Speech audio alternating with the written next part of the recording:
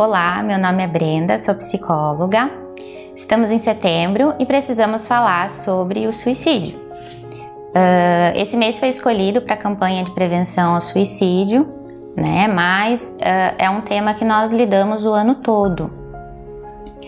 Existem alguns motivadores que favorecem esse ato, como o desemprego, a violência, e a mídia ela entra em terceiro lugar aí nesse ranking.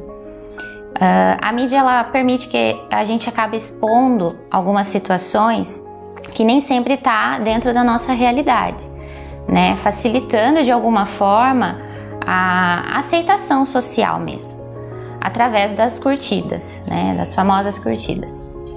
O problema é quando essa aceitação não acontece para alguns indivíduos, vinculado a, versus a sua história de vida. A maior taxa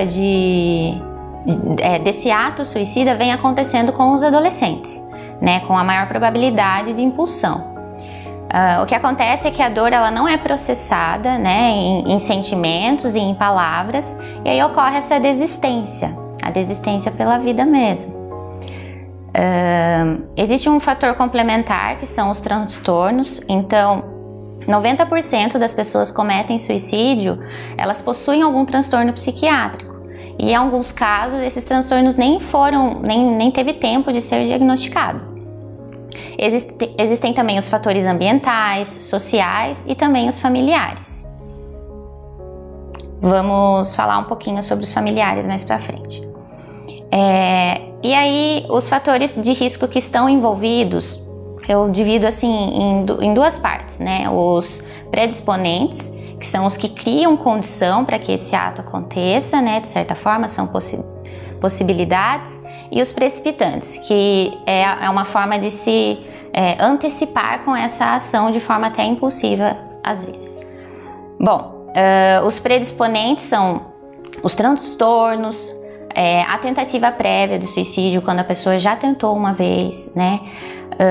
O suicídio na família, abuso, impulsividade, agressividade, o próprio isolamento, as doenças incapacitantes e incuráveis e a alta de alguma internação psiquiátrica recente.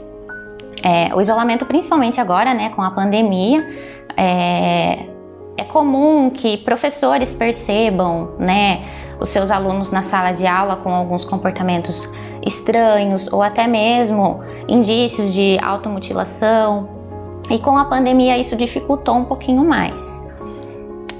E aí os precipitantes, né, que é uma desilusão amorosa, uma separação conjugal, os problemas financeiros, o próprio desemprego, uma desonra, uma vergonha, embriaguez e acesso a um meio letal que vai favorecer.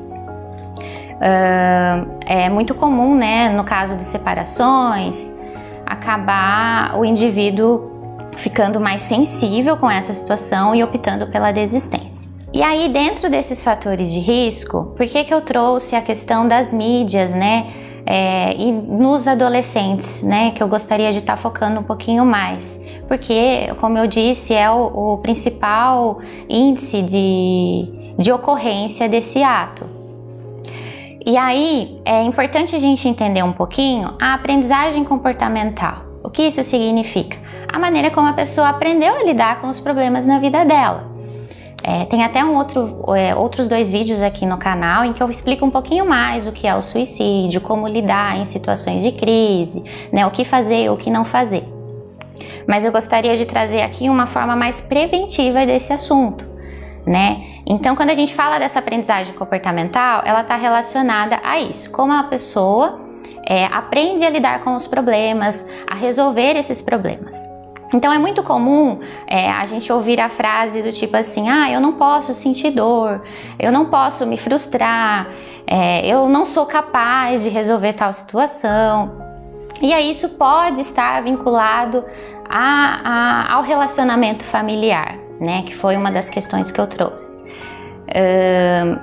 Muitas crianças, muitos adolescentes, vamos pegar um pouquinho mais no desenvolvimento ali, né, eles vão aprender a se comportar através da experiência ou através do modelo em que os pais ou cuidadores vão oferecer para essa criança. E aí, se essa criança aprende que ela não pode se frustrar, que ela não pode sentir dor, automaticamente, numa situação de conflito, ela vai querer desistir porque ela não vai ver novas possibilidades, né? Então, um exemplo que acontece, né, de acabar ocorrendo uma superproteção, né, no desenvolvimento ali da criança, isso acontece. E aí essa criança, ela fica tão super protegida em que ela não aprende a fazer coisas, às vezes até sozinha, de forma independente. Ela acaba não desenvolvendo essas habilidades, por conta dos pais estarem sempre ali fazendo por ela, né? E aí isso pode trazer o sentimento de incapacidade, né, a baixa autoestima, e poder se relacionar no futuro com outros problemas e a pessoa se sentir incapaz de resolver aquilo, né? Ou mesmo, às vezes no desenvolvimento ali, a criança acaba não aprendendo que ela pode se frustrar em algum momento, né?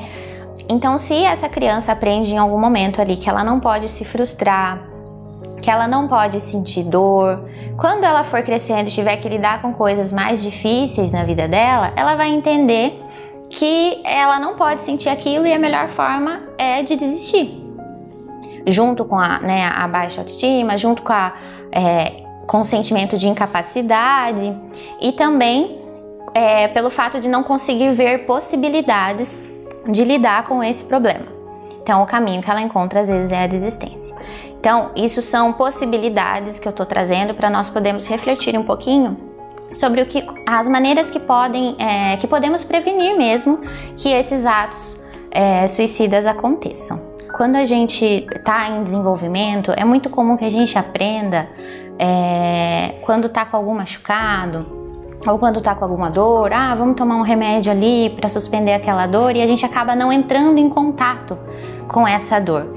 Então, a criança que está passando por desenvolvimento, ela precisa lidar em algum momento com a frustração, ela precisa lidar com a dor. Isso não significa que os pais vão abandonar, vão, deixar a criança sozinha com isso, não. Mas em vez de tentar resolver, propor estar do lado dela para que isso seja favorável. Então, o que fazer, O que fazer para que essas habilidades de resolução de problemas seja desenvolvida, para que essa autoestima seja muito bem desenvolvida?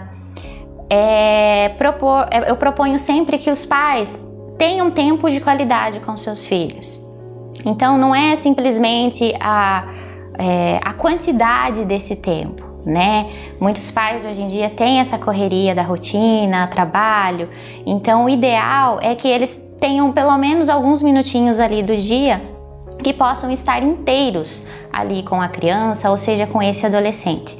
Poder construir um vínculo através de brincadeiras, através de jogos, através de uma conversa, através de um filme juntos, mas o tempo todo que isso for possível, estar ali por inteiro, se afastar das telas, se for o caso, as próprias redes sociais, e poder estar inteiro ali com aquela criança ou adolescente, Eu cito bastante essa questão da criança porque é a principal fase de desenvolvimento, ali do 0 aos 10, 11 anos, Então, essa fase ela vai passar. O quanto esses pais puderem se dedicar a esse momento é muito importante. E aí, poder ter bastante empatia também, Ouvir o seu filho sem julgamento. É muito comum, quando a criança está falando, ou o pai, ou o responsável, o cuidador, ou qualquer adulto, acabar dando já a resposta para a criança, sobre determinado assunto, ou mesmo fazendo pela criança, não deixar ela pensar, não deixar ela elaborar uma crítica sobre determinada coisa. Então, é importante ouvir. Então, sempre perguntar para a criança, o que você acha desse assunto, O que você pensa sobre isso? Estimular que a criança elabore algo sobre aquilo, E poder ouvir e estar ali do lado dela sempre. E acreditar, né? Acreditar que seu filho é capaz de lidar com algumas situações, né? Lógico, acompanhando o ritmo da idade dele, mas acreditar que ele é capaz, porque assim ele também vai acreditar que ele é capaz de fazer as coisas. Isso vai favorecer muito a autoestima da criança e do adolescente. Estar próximo mesmo, né? Tem um vídeo, inclusive, da Juliana, que ela fez recentemente, falando sobre algumas brincadeiras, né, para fazer com as crianças. Ela traz vários exemplos ali muito bacanas, que vocês podem também dar uma olhadinha. E no mais, a gente entende que os pais também passam por dificuldades. Então, se é muito difícil para você, né, de repente construir um vínculo com o seu filho, né, seja com o seu neto, seja com o seu sobrinho, e esse vínculo afetivo fica muito dificultado para você, você também pode procurar ajuda para aprender a lidar com isso. Né? Muitas vezes a gente precisa buscar ajuda para poder lidar com alguém também que precisa de ajuda, né? Então, quanto mais a gente consegue falar sobre isso, mais a gente consegue prevenir, né, que esses atos suicidas aconteçam, mais a gente consegue trazer esse bem-estar, essa saúde mental, né, para todos nós. E uma das formas é procurando um psicólogo, é procurando um psiquiatra. Existe também o CAPS, que é o Centro de Atenção Psicossocial, e para casos mais emergenciais, né, existe também o CVV, que é o Centro de Valorização da Vida, né, que é o número 188, funciona 24 horas. Muito obrigada pelo seu tempo e acompanhem a programação. A Unimed Capivari está fazendo uma programação especial para esse mês, né, para essa campanha. Então terão outros vídeos aqui no canal, no Facebook, acompanhem aí.